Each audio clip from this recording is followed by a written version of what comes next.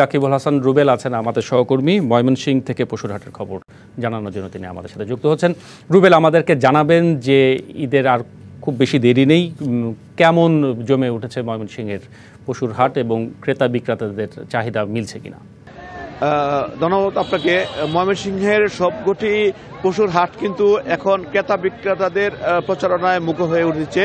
আমি এখন রয়েছি ময়মনসিংহের সবচেয়ে বড় কুরবানির হাট, যেটি ঈদের দিন সকাল পর্যন্ত চলবে। ময়মনসিংহের সার্কিট হাউস মাঠ সংলগ্ন যে ব্রহ্মপুত্র নদীর তীরে যে পার্কটি রয়েছে, এই পার্কে গরুর হাট বসানো হয়েছে। এই হাটে রয়েছে আমি। এই হাটে দেখতে পাচ্ছেন যে সকাল থেকেই প্রচুর গরুর আমদানি হয়েছে এই হাটে। এই হাটটি কিন্তু চলবে ঈদের দিন সকাল পর্যন্ত। এখানে কিন্তু প্রচুর গরু আমদানি হয়েছে।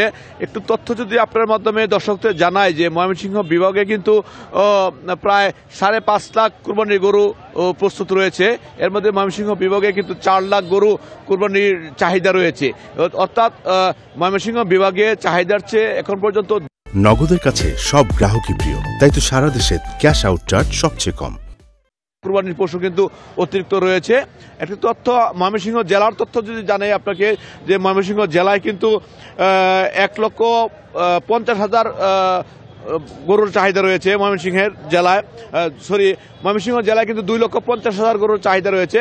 এর মধ্যে 1.5 লক্ষ গরুর কিন্তু কুরবানির জন্য প্রস্তুত রাখা হয়েছে।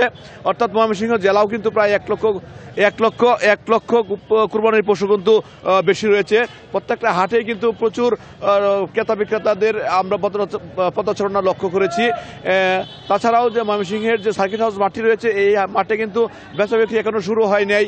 কারণ হিসাবে যারা বলছে যে ময়মনসিংহ শহরে কিন্তু গরু রাখার জন্য পর্যাপ্ত জায়গা নাই, যারা গরু কুরবানি দিবে তারা কিন্তু ময়মনসিংহ শহরে গরু যে রাখবে এ রাখার মতো কোনো পরিবেশ নাই। এই জন্য তারা ঈদের দিন আগে বা ঈদের দিন সকালে তারা কিন্তু গরু কুরবানি পশু কিনে থাকে। তো এই ছিল ময়মনসিংহ থেকে কুরবানি পশুর হাটের সর্বশেষ খবর। ধন্যবাদ রুবেল। ময়মনসিংহের আমরা পশুর হাটের খবর জানছিলাম।